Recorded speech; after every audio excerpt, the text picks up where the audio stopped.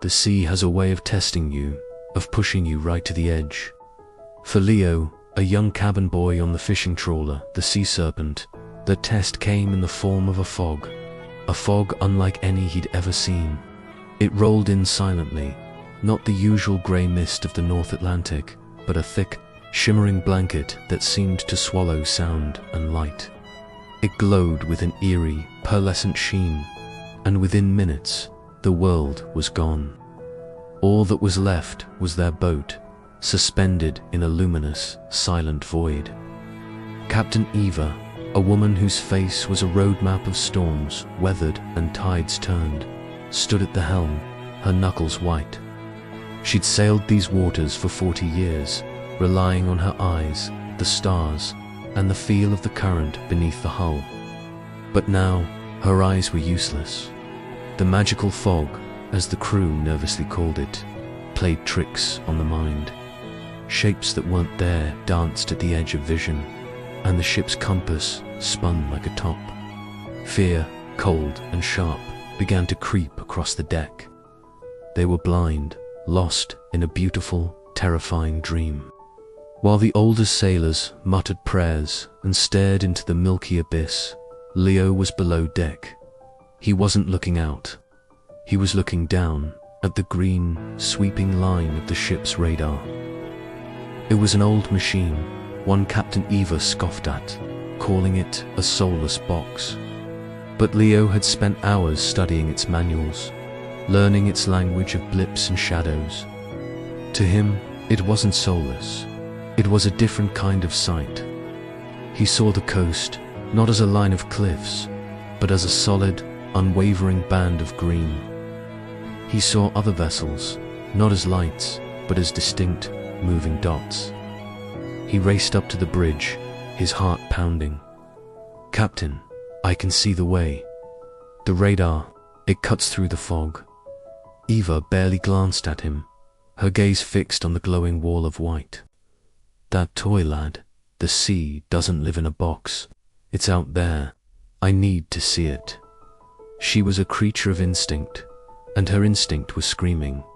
But Leo persisted. He didn't just point at the screen, he interpreted it. "There," he said, tracing the screen with his finger. "That's Blacktooth Rock. We need to turn 20 degrees to port now, or we'll be on it in 10 minutes.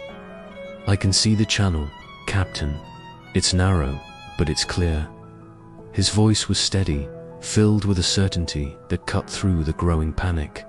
He wasn't guessing, he was reading. The captain looked from Leo's confident face to the useless hypnotic fog, and then to the glowing green screen. It showed a reality her eyes denied. For a captain like Eva, trusting a machine over her own senses was like learning to breathe water. It went against everything she was, but the boy's conviction was a lifeline. Desperation warred with pride, and for the first time in her life, she chose to be blind, to trust a different kind of vision. "All right, lad," she said, her voice gravelly. "You're at the helm. Talk me through it." A collective gasp went through the crew, the cabin boy navigating. But Ava's decision was law. For the next 2 hours, Leo became the ship's eyes. "Starboard 5 degrees," he'd call out, his eyes glued to the radar. "Steady as she goes. There's another vessel, 2 miles off our stern, moving away." He painted a picture of the unseen world with his words, a world of data, echoes, and precise measurements. Eva, her hands gripping the wheel, followed his every command. Her legendary instincts now focused on translating his technical directions into the subtle movements of her ship. Slowly, guided by the sweeping green line and the boy's calm voice, the Sea Serpent moved through the heart of the magical fog. They were a strange sight, a veteran captain steering blind, guided by a boy who saw the world through a screen. And then, as abruptly as it had appeared, the fog thinned. The shimmering light faded, and the familiar grey shapes of their home port emerged from the mist. They were safe. The crew let out a ragged cheer, looking at Leo with newfound respect. Captain Eva let go of the wheel, her shoulders slumping with relief. She walked over to the radar, placing a hand gently on its casing. Then she looked at Leo, not as a cabin boy, but as a navigator. "The sea is still out there," she said, a small smile touching her lips. "But today, you taught an old dog that sometimes the most important things are the ones you can't see with your own eyes." From that day on, the radar was never called a toy again. It was a tool, a window, and a reminder that true sight comes not just from our eyes, but from knowledge, trust, and the courage to navigate the fog. Thanks for watching our story today.